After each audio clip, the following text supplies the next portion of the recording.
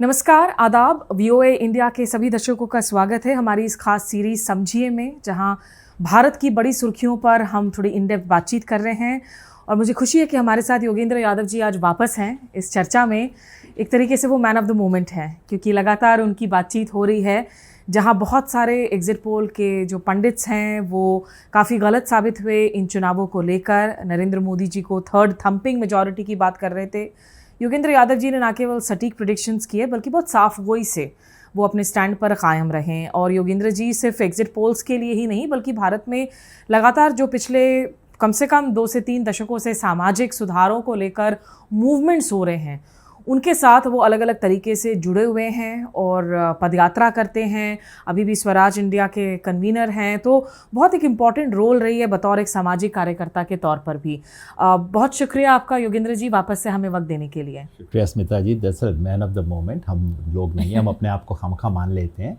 Man of the moment इस देश का आखिरी वोटर है जिस पे सब कुछ किया गया, पता नहीं उसको क्या क्या पिलाया गया, गुट्टी पिलाई गई, सारा टेलीविज़न चैनल, सारा मीडिया तंत्र, सब कुछ लगा रहा उसे उल्लू बनाने के लिए, उसे झूठी तस्वीर दिखाने के लिए। लेकिन उस मैन ऑफ द मोमेंट ने सब कुछ देखने के बाद स्मेल किया, स्निफ किया, समथिंग इज़ रॉन्ग, उसको पता लग गया और उसने इस डिक्टेटरशिप को थोड़ा सा सीधा कर दिया।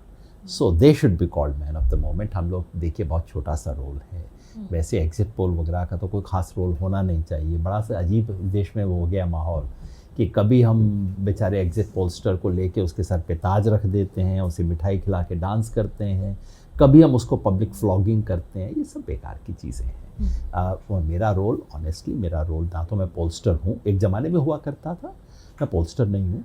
मैंने क्यों किया? मैंने तो सिर्फ इसलिए किया कि एज ए पॉलिटिकल एक्टिविस्ट, मैं तो बिल्कुल पॉलिटिकल एक्टिविस्ट हूँ। हमारा भारत जोड़ो अभियान का क्लियर एक पोजीशन है और हमने इंडिया कोलिशन को सपोर्ट किया। तो मैंने ये जो कुछ किया, प्रोजेक्शंस वगैरह, वो सिर्फ इसलिए किए कि मुझे लग रहा था कि सारे ओपिनियन पोल्स, सारा मीडिया इस चुनाव को बिल्कुल एक झूठी तस्वीर पेश कर रहा था। और ज़मीन पे मैं देखता था, लोग कहते थे कि मैं तो साइकिल को वोट दूंगा, मैं तो हाथ को वोट दूंगा, लेकिन आएगा तो मोदी ही। ये आएगा तो मोदी ही जो लोगों के दिमाग में ड्रिल कर दिया गया था और जो बिल्कुल झूठा था ज़मीन पे, उसको करेक्ट करने के लिए मैंने इन बातों को पब्लिक में बोलना शुरू किया। अदरवाइज़ एक राजनीतिक कार्यकर्ता के रूप में मेरा काम नहीं है फोरकास्टिंग करना और ये सब। लेकिन चूँकि फोरकास्टिंग के टूल को मिसयूज़ किया जा रहा था और मैं एक डॉक्टर की तरह खड़ा हुआ देख नहीं सकता था कि यार गलत दवाई दी जा रही है और ये है और मैं खड़ा रहूं, तो इसलिए मुझे करना पड़ा। तो मुझे संतोष इसका नहीं है कि I got my forecast right. देखिए, इसके कोई गोल्ड मेडल की रेस में मैं तो था नहीं, वो जो लोग थे वो जाने। मैं तो सिर्फ इसमें था कि 2 महीने से मुझे संतोष इसका है कि 2 महीने से चुनाव जब चल रहा था तो मैं कम से कम उसकी करेक्ट पिक्चर बार बार, मेन स्ट्रीम मीडिया तो मुझे दिखाता नहीं, वहाँ तो बैन लगा रखा है इन लोगों ने, तो कम से कम ऑल्टरनेटिव मीडिया की मदद से मैं लोगों तक ये खबर पहुँचाता रहा कि जो टीवी दिखा रहा है वो झूठ है, सही तस्वीर ये है। और अंत में वो तस्वीर सच भी साबित हुई। कई राज्यों का दौरा किया मैंने भी, उत्तर प्रदेश, हिमाचल, हरियाणा, बंगाल, तेलंगाना, और बार बार ये एग्जिट पोल्स को देखकर हम बड़े चौंक गए थे, क्योंकि हमें कहीं कोई वेव नज़र नहीं आई थी ज़मीन पर। बंगाल में तो I even stuck my neck out. But इस मैसेज को, क्योंकि आपने बार बार कहा है कि अगर 300 से 1 सीट नीचे आए तो ये जो है मॉरल डिफीट है, 272 से नीचे आए तो बीजेपी की डिफीट है, 250 से सीट नीचे आए तो नरेंद्र मोदी की निजी डिफीट है। इसको आप निजी डिफीट के तौर पर क्यों डिफाइन कर रहे हैं? देखिए, बड़ा सिंपल बात है, ये कोई नॉर्मल इलेक्शन नहीं था। ये जो बाकी अब बीजेपी वाले प्रेजेंट कर रहे हैं ना कि देखिए तीसरा टर्म था, तीसरे टर्म में इतना तो आ गया, एनडीए की मेजॉरिटी आ गई। पहली बात, ये एनडीए का इलेक्शन नहीं था। एनडीए का नाम लिया मोदी जी ने आज से पहले कभी भी? पूरे इलेक्शन में कोई एनडीए का नाम लेता था? पूरे इलेक्शन में बीजेपी का नाम लेते थे क्या? ये पूरा इलेक्शन था मोदी जी, मोदी की गारंटी। जब इंडिया गठबंधन की घोषणा हुई थी तब अचानक से पता नहीं छोटे छोटे बहुत सारे दलों के नाम आ गए थे कि एनडीए की मीटिंग हो रही है। मगर पूरे कैंपेन में मोदी जी ने एनडीए के नाम पे तो एक वोट नहीं मांगा कभी भी, बीजेपी के नाम पे नहीं मांगते थे। ये सारा कुछ मोदी जी का इलेक्शन था। देखिए ये, और उसके बाद आप सिंपल ऐसा सोचिए, suppose they had one the election, suppose जो एग्जिट पोल्स में आया 320 सीट बीजेपी को, 370 400 सीट एनडीए को, इस वक्त हम क्या चर्चा कर रहे होते? मोदी का जादू, मोदी का ये, मोदी ने ये कर दिया, मोदी को वोट। तो भाई जिसको क्रेडिट मिलना चाहिए उसी को ब्लेम भी मिलना चाहिए। It's an elementary thing of politics, है ना। तो इसलिए अगर मैंने कहा 272 से कम सीट अगर आती बीजेपी को, तो मैं कहता कि it's a political defeat of the BJP. They fail, they are not in majority, they are in minority in the parliament. 250 से सीट कम आना का मतलब ये है आपको कम से कम 50 सीट का नुकसान हुआ है। अब तो 60 सीट का हुआ है एक्चुअली, तो 64-63 सीट का नुकसान उनको हुआ है। अब ये है, छोटी बात नहीं है, ये कोई नॉर्मल इलेक्शन नहीं था। देखिए ये सिर्फ इसको लोग आंकड़े में देखते हैं ना, आप सिर्फ 1% वोट घटा है, ठीक है, सीट 50-60 घट गई हैं, लेकिन यहाँ पे बढ़ा है। ये कोई नॉर्मल वैसा इलेक्शन नहीं था। ये कोई मार्गरेट थैचर का तीसरा इलेक्शन नहीं था। ये एक ऐसे देश में जहाँ तेजी से अथॉरिटेरियन रूल आ रहा है, उस देश का चुनाव था जहाँ पूरा मीडिया एक तरफा तरीके से रूलिंग पार्टी के रिप्रेजेंटेटिव और स्पोक्स पर्सन का काम कर रहा था। मुख्यधारा की media, main stream media, with honourable exceptions वहाँ पे भी थे कुछ, जहाँ पैसे का स्केल बीजेपी और दूसरों में 1:10 नहीं था, 1:100 का स्केल था। यहाँ मेन ऑपोजिशन पार्टी का अकाउंट फ्रीज हो जाता है। उनके पास ये पता नहीं है कि हम अपने कैंडिडेट को कुछ मिनिमम पैसा भी दे सकते हैं या नहीं दे सकते। और दूसरी तरफ रूलिंग पार्टी के पास अनलिमिटेड पैसा है। तीसरा, सारा system, administrative system, administration, police, ED तो इलेक्शन डिपार्टमेंट बन गया, सीबीआई, आईटी, सब कोई रूलिंग पार्टी के डिपार्टमेंट्स की तरह से उनके लिए काम कर रहे हैं। और unfortunately even the election commission इतना एक तरफा पार्टीजन तरीके से काम कर रहा था।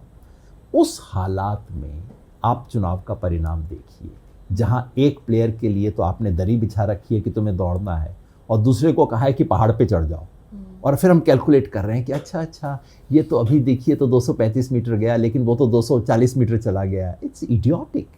आप ये तो देखिए क्या करने को कहा जा रहा है इनको।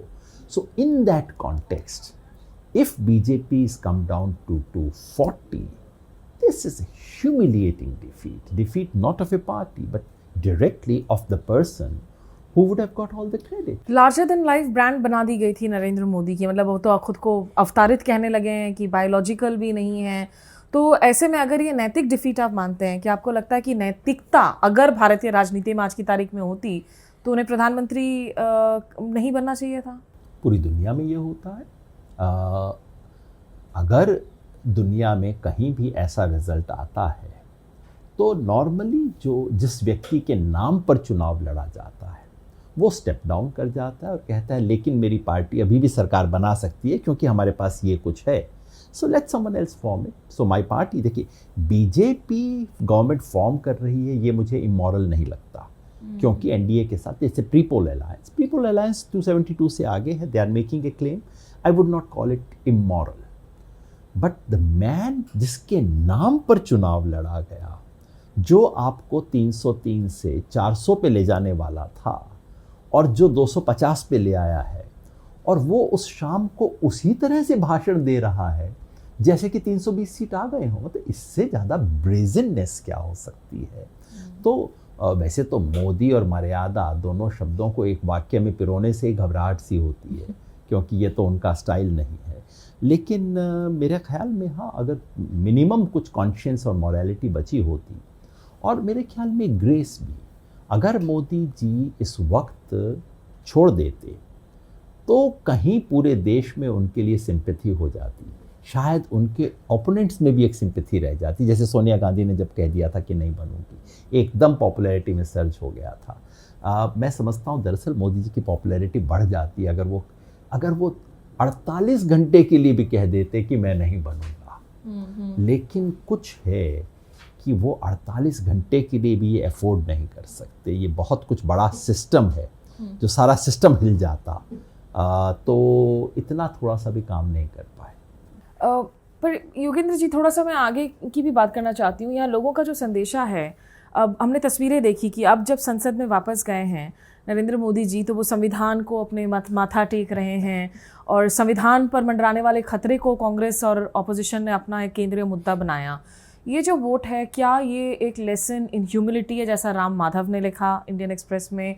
क्या ये रिजेक्शन ऑफ हेट पॉलिटिक्स है, या ये संविधान को वापस लेने के लिए एक मैसेज है, या जातीय समीकरणों की वजह से कई जगहों पर जो है बेसिकली ये परिणाम है? लेसन तो बहुत कुछ हैं, सवाल है कि बीजेपी वो लेसन सुनेगी या नहीं। लेसन तो ये है, देखिए सिर्फ कास्ट पॉलिटिक्स कह देना ये बहुत ही गलत व्याख्या होगी, क्योंकि कास्ट पॉलिटिक्स इस देश के हर चुनाव में होती है, हर पार्टी करती है और दूसरों से ज़्यादा बीजेपी करती है। हर स्टेट में बीजेपी के कास्ट इक्वेशंस होते हैं, लेकिन ऐसा इस देश का स्टाइल है, जब बीजेपी जीतती है उन्हीं सब कास्ट के इक्वेशंस के सहारे तो कहा जाता है राष्ट्रवाद जीत गया, मोदी मैजिक। और जब बीजेपी हार जाती है, ये कास्ट पॉलिटिक्स थी। मतलब क्या है, इससे गलत कोई एक्सप्लेनेशन हो नहीं सकता। मैसेज क्लियरली है कि बार बार हिंदू मुसलमान का खेल खेल के आप जीत नहीं सकते। वो कहते हैं ना, काठ की हांडी बार बार आग पे नहीं चढ़ सकती। क्लियरली मैसेज है। मैसेज है कि आपको काम करना पड़ेगा, काम करेंगे वोट मिलेगा।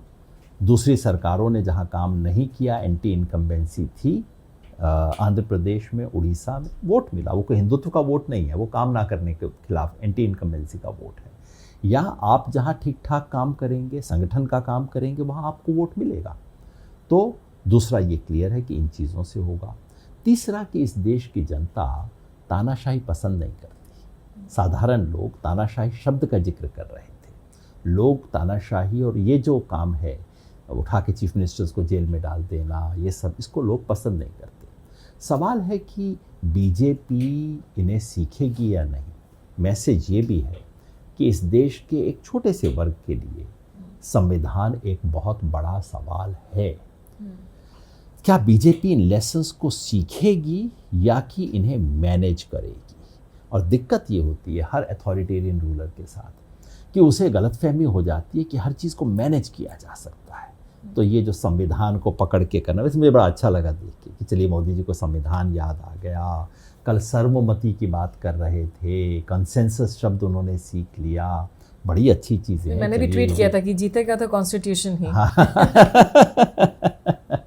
तो ये अपने आप में बहुत बड़ी चीज़ें हैं ना, मतलब ये बिल्कुल नौटंकी है, लेकिन नौटंकी बड़ी इंपॉर्टेंट चीज़ पॉलिटिक्स में होती है, जिसका मतलब है कि किसी की हिम्मत नहीं होगी इस कॉन्स्टिट्यूशन को से छेड़खानी करने की। कंसेंसस की बात कर रहे हैं, करेंगे नहीं वो तो ऊपर वाला जानता है, मैं नहीं समझता वो करेंगे, लेकिन कम से कम कंसेंसस शब्द का इस्तेमाल। पिछली बार चुनाव जीतते ही मोदी जी ने क्या कहा था 2019 में कि इस चुनाव में सेकुलर शब्द का इस्तेमाल करने की हिम्मत किसी की नहीं हुई। ये जीतने वाले दिन का बयान था उनका।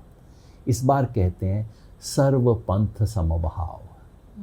चलिए, इसी को बॉडी लैंग्वेज चेंज, अंग्रेजी में इसी को सेकुलरिज्म बोला जाता है। तो बदलाव, तो कुछ बदलाव हुए हैं। ये बदलाव कितने स्थायी होंगे मुझे यकीन नहीं है, देखना पड़ेगा। क्योंकि जो मोदी जी का स्वभाव है, उनका राजनीति करने का जो अंदाज है, वो फ्रंट फुट पे खेलने का है, एग्रेसिव होने का है, बहुत समझौता करने, पीछे रहने, एकोमोडेटिव पॉलिटिक्स उनका स्टाइल नहीं है। मुझे कहीं ना कहीं डर है कि मोदी जी अंततः कुछ करके, और हर ये रूलर को हो जाता है ना, अथॉरिटेरियन रूलर को, कि मैनेज कर लेंगे, क्या है कॉन्स्टिट्यूशन लेके 2 फोटो खिंचवा लेंगे ना, बस हो गया ना काम।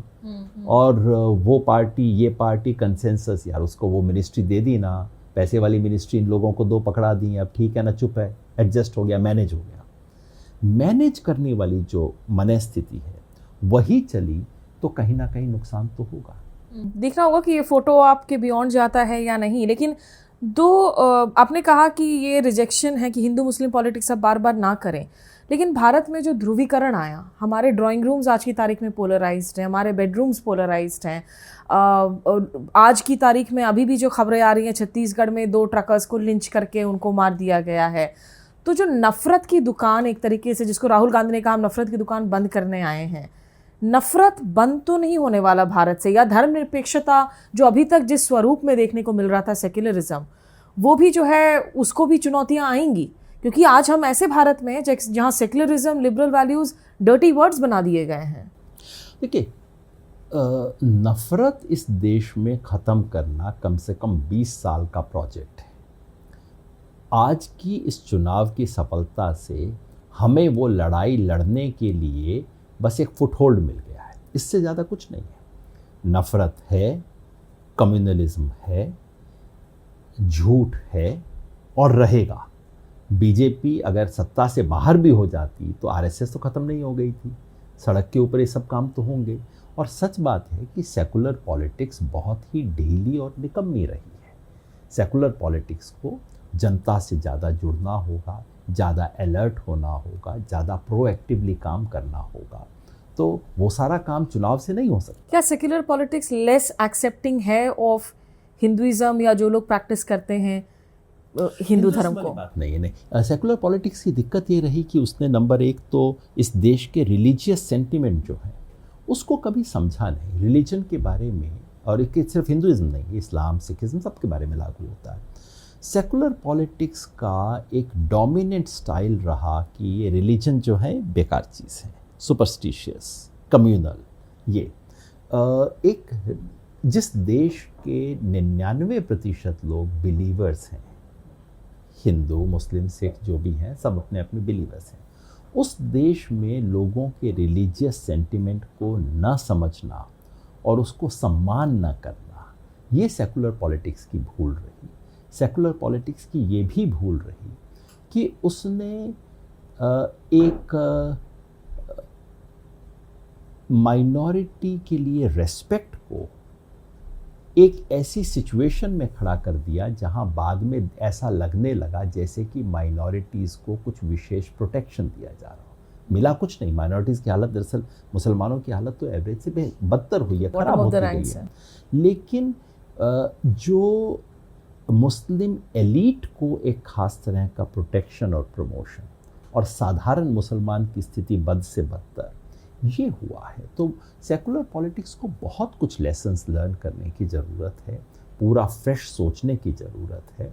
सेकुलर पॉलिटिक्स को वो मुहावरा ढूंढना होगा जो मुहावरा महात्मा गांधी इस्तेमाल कर सकते थे, जो मुहावरा इस देश के व्यक्ति का जो धार्मिक सेंटिमेंट है उससे जुड़ता है, लेकिन उसे सुपरस्टिशन से दूर लेके जाता है और उसे कम्युनल पॉलिटिक्स के अगेंस्ट लेके जाता है। लेकिन जो बीजेपी के सपोर्टर्स हैं, जो अभी तक इस नैरेटिव में यकीन कर रहे थे कि हिंदू इस देश में खतरे में हैं, क्या वो नैरेटिव कमेगा, या वो सपोर्टर और ज़्यादा फील करेगा कि नहीं हमारे साथ तो और धोखा हुआ है, हम और डिसअपॉइंटेड हुए हैं? इसमें आप आगे चल के खतरा क्या देख रहे हैं या चुनौती क्या देख रहे हैं? देखिए, बीजेपी को जो 37% वोट मिलता है उसमें से 10% तो ऐसे लोग हैं जो हो सकता है बिल्कुल खार खाए मुसलमानों से दुश्मनी लेके बैठे हैं। वो पहले भी बीजेपी को वोट देते थे, आज भी देते हैं, उसमें कोई बड़ा बदलाव अचानक नहीं हुआ है। उसमें 10% और होंगे जो पिछले 15-20 साल के अंदर आ गए कि नहीं, हिंदू खतरे में है, ये दिक्कत है, ये तो गड़बड़ है। कुछ मुसलमानों का ज़्यादा ही फेवर हो रहा था, थोड़ा टाइट करने की ज़रूरत थी। लेकिन बाकी 17% वो हैं जो सोचते हैं कि नहीं, मोदी जी ने राशन दे दिया, देश की इज्जत बढ़ गई, सरकार अच्छा काम कर रही है। और बीजेपी की हार जीत उन 20% से तय नहीं होती है, हार जीत इन 17% से तय होती है। जब ये 17-22 हो जाता है तो बीजेपी जीत जाती है, और जिस दिन ये 17-12 हो गया उस दिन बीजेपी बाहर हो जाएगी। असली खेल यही है, और यहाँ पे काम करने की ज़रूरत है। तो उन लोगों को जो पहले से मान के बैठे थे, जो आज भी इस तरह की चीज़ सोचते हैं कि मुसलमान मेजॉरिटी बनने वाला है, मतलब आप कितना समझा सकते हैं इस मूर्खता की बातों को, इस झूठ का कितना खंडन। जो बिल्कुल झूठ मानने को तैयार बैठा है उसको तो आप कोई भी झूठ पिला सकते हैं, लेकिन देश का भविष्य उससे तय नहीं होता है। ये जो 17% हैं, ये कैसे देखते हैं? ये 22 हो सकता था, 17 हो गया है, इसको 12 पे लाना है बस।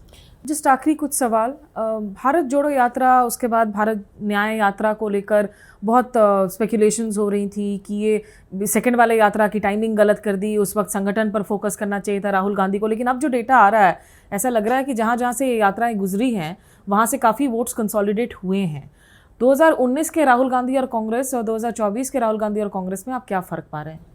देखिए, हमारे देश में क्या होता है कि कोई इलेक्शन अगर हार जाए तो जो कुछ उसने किया था हर चीज़ गलत थी और उससे इलेक्शन की हार हुई, और जो जीत जाए या अच्छा परफॉर्म कर जाए तो उसने जो कुछ भी किया होगा, उसकी टी शर्ट भी सही थी और उसका सब कुछ सही था। वैसा नहीं होना चाहिए। जब भारत जोड़ो यात्राएं हुई, मैंने तब भी कहा था कि मैं इस यात्रा के रूट को इलेक्टोरल मैप से जोड़ के नहीं देखता। ये यात्राएं मूलतः एक देश का माहौल बदलने की यात्रा थी। पहली यात्रा इस देश में उम्मीद पैदा करने की यात्रा थी। संयोग से कुछ जगहों से बीती, वहाँ पे कर्नाटका में रिजल्ट अच्छा आ गया, लेकिन तब भी मैंने नहीं कहा था कि बहुत कोई बड़ी चीज़ केवल इससे जुड़ी हुई है। दूसरी यात्रा जिन रूट से गई थी, दूसरी यात्रा एक तरह से न्याय का शब्द देश में डालने की यात्रा थी और कांग्रेस को खुद अपने ही जनाधार से जोड़ने की यात्रा थी। इसलिए ये बात सही है, मैंने भी वो रिपोर्ट पढ़ी है कि जहाँ से गुजरी थी वहाँ कांग्रेस ने कुछ बेहतर परफॉर्म किया है। सवाल ये है कि क्या बाकी जगह की परफॉर्मेंस से बेहतर है? मेरे लिए सचमुच ये प्रश्न उतना इम्पॉर्टेंट नहीं है कि राजस्थान में बांसवाड़ा में क्या हुआ और उसके बाद भीलवाड़ा में क्या हुआ। मेरे लिए सवाल ये है कि क्या इस यात्रा ने कुल जो नैरेटिव चल रहा, बिल्कुल एक तरफा जो नैरेटिव चल रहा था, उसमें छेद किया? क्या इसने देश में उम्मीद जगाई? क्या इसने देश में 5 वो बड़े प्रॉमिसेस रखे जिसके आधार पे चुनाव लड़ने की कांग्रेस ने कोशिश की? क्या इसने राहुल गांधी की जो छवि बनाई थी सब लोगों ने, उसे बदला? अगर वो बदला, और जो मेरे ख्याल से निश्चित बदला, तो यात्रा ये सफल रही। लेकिन यहाँ सफल कहते हुए इसे अंडरलाइन करना जरूरी है कि ये सफलता बहुत छोटी है फिलहाल। बहुत काम करना बाकी है। इस 100 सीट के ऊपर, जो अब 100 हो गई हैं एक आदमी के और जुड़ने से, इस 100 सीट के ऊपर बहुत सेलिब्रेट करने की ज़रूरत नहीं है। ये बहुत पॉजिटिव चीज़ हुई है, देश के लिए बहुत अच्छा मैसेज है। लेकिन ये ना मानने कि 100 सीट से बहुत काम हो गया है। जितनी मेहनत 50 से 100 तक आने में लगती है, उतनी ही मेहनत से 100 से आप 250 तक पहुंच सकते हो। 150 नहीं, 250 पे पहुंच जाओगे आप उसी मेहनत से। तो उतनी मेहनत और करने की ज़रूरत है। तो कांग्रेस के लिए और इस देश की सेकुलर प्रोग्रेसिव पॉलिटिक्स के लिए आप यूँ समझिए कि यात्रा शुरू हुई है। संसद के अंदर मिलीजुली सरकार में जेडीयू टीडीपी के साथ आने से क्या सही में मोदी जी मजबूर होंगे कि आप स्टेक होल्डर पार्टिसिपेशन को बढ़ाएं? फार्मर्स बिल अकेले अपने बलबूते पर लेकर आ गए थे, डिमोनेटाइजेशन अकेले अपने फैसला ले लिया था, लेकिन आज जब कांग्रेस की संख्या ज़्यादा होगी, टोटल ऑपोजिशन के नेता ज़्यादा होंगे पार्लियामेंट में, क्या ये ज़रूरी होगा कि आप डायलॉग, आप संवाद पर जोर दें? होना चाहिए। करेंगे नहीं करेंगे मुझे भरोसा नहीं है। इतना तो ज़रूर है, जाहिर है अब ऑपोजिशन को थोड़ा बैठाना भी पड़ेगा, गले भी लगाना पड़ेगा, सुंदर बातें भी करनी पड़ेंगी, वो सब तो होगा। लेकिन क्या वास्तव में बदलेंगे? I am not entirely sure, क्योंकि अथॉरिटेरियन रूलर्स को ये आदत हो जाती है कि सब कुछ मैनेज हो जाता है, मैनेज कर लेंगे। मीडिया भी मैनेज हो जाएगा, हेडलाइन मैनेज हो जाएंगी, लीडर्स भी मैनेज हो जाएंगे, जुडिशरी भी मैनेज हो जाएगी। अगर उसी भ्रम में रहे तो कहीं ना कहीं ये क्राइसिस की तरफ जाएगा। लेकिन अगर वास्तव में सीख लिया तो बहुत बड़ी चीज़ होगी।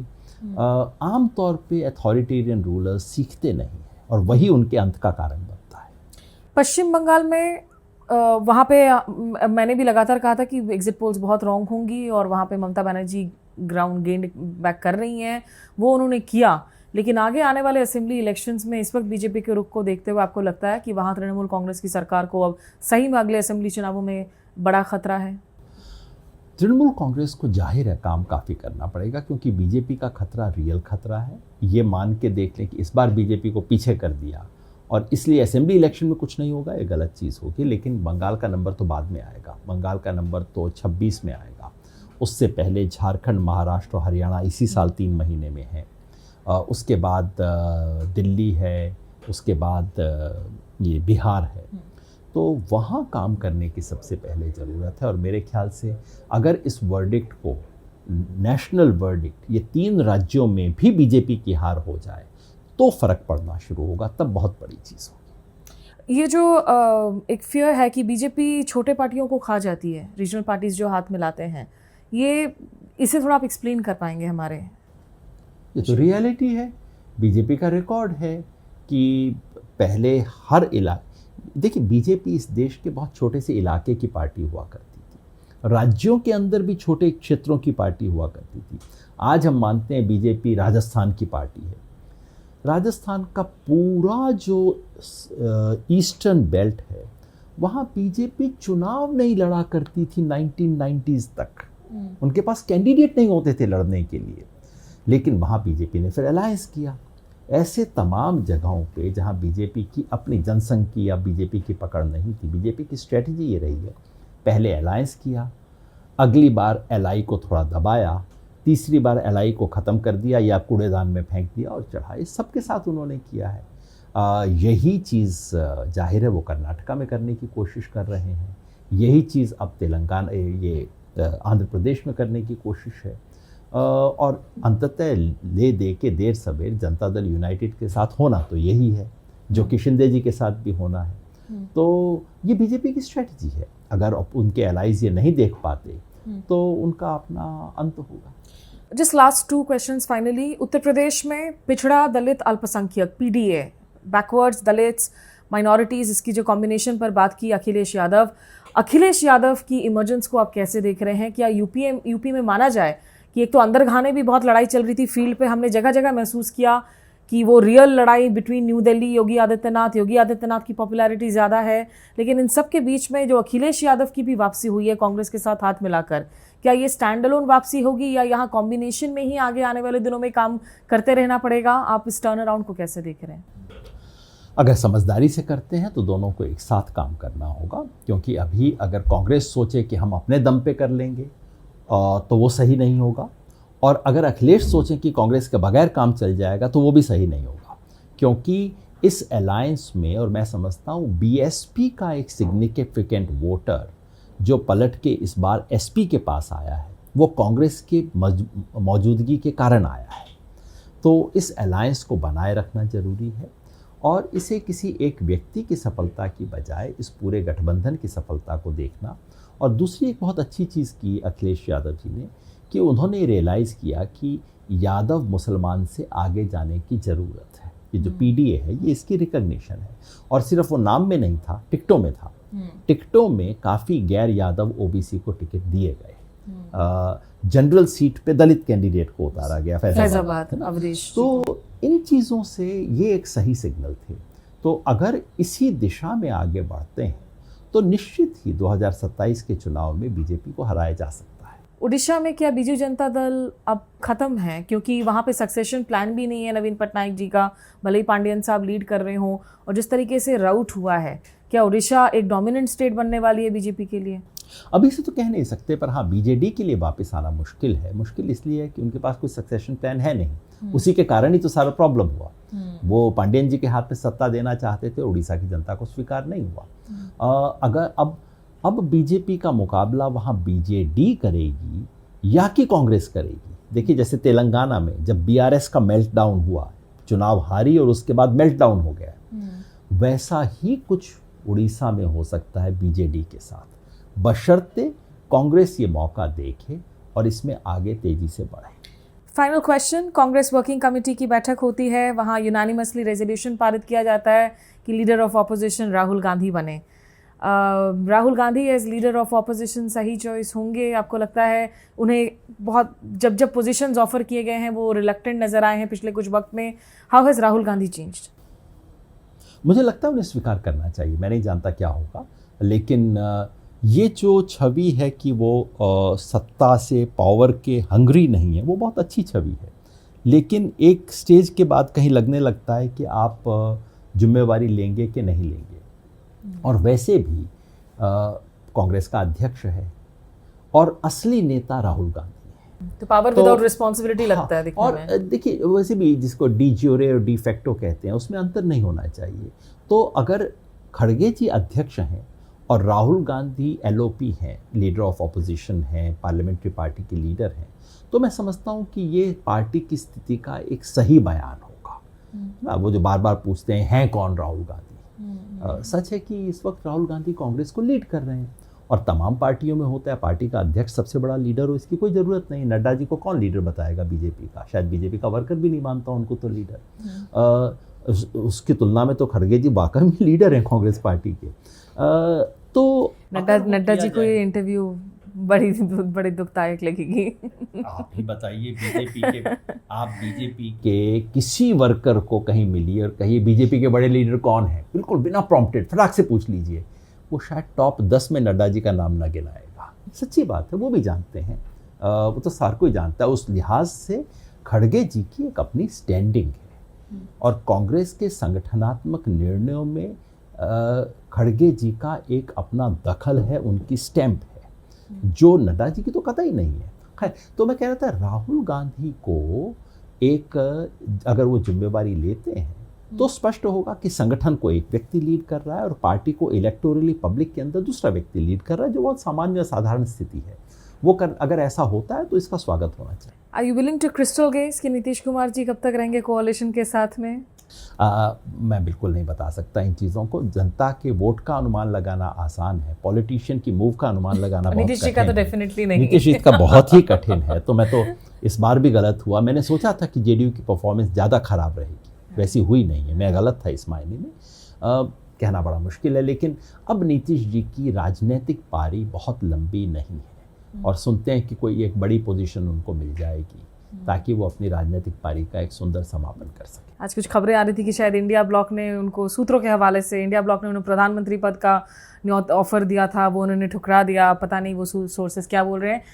हाँ, योगेंद्र यादव जी सामाजिक कार्यकर्ता ही रहेंगे? सांसद योगेंद्र यादव, राजनीतिज्ञ योगेंद्र यादव हम नहीं देखेंगे आने वाले कुछ वक्त में? कार्यकर्ता हूँ, मैं तो हमेशा बोलता हूँ, मैं तो लेकिन चुनावों में जो एक्टिव प्लंज की बात है, पॉलिटिकल प्लंज, मैं एक चुनाव लड़ चुका हूँ और चुनाव से कभी कोई परहेज नहीं है। मैंने परहेज तो इसलिए इस बार रखा, हमने कहा कि अगर हम पीछे से ये काम नहीं करेंगे, हर कोई कहे कि मैं जाके बैटिंग ही करूँगा, फील्डिंग नहीं करूँगा, तब तो मैच नहीं होगा ना।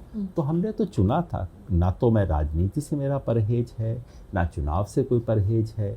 जो काम मैंने अपना चुना है फिलहाल, वो काम जो लंबी लड़ाई इस देश को बचाने की है, आरएसएस बीजेपी का जो इस देश की आत्मा पे हमला है, उस आत्मा के हमले को बचाना मेरा प्रिंसिपल काम है। उसमें जो चीज़ योगदान दे सकेगी वो करेगी, वही काम मैं कर रहा हूँ। चलिए, यानी कि आने वाले दिनों में सारे पॉसिबिलिटीज़ खुले हैं। बट बहुत शुक्रिया आपका योगेंद्र यादव जी हमारे साथ जुड़ने के लिए, वीओ इंडिया में इस चर्चा के लिए। आगे भी हम आपको परेशान करते रहेंगे। बहुत शुक्रिया। तो आप लोग भी हमारे साथ जुड़े और वीओ इंडिया को फेसबुक, यूट्यूब पर ज़रूर सब्सक्राइब कीजिए, हमारे कंटेंट को शेयर कीजिए। नमस्कार, आदाब।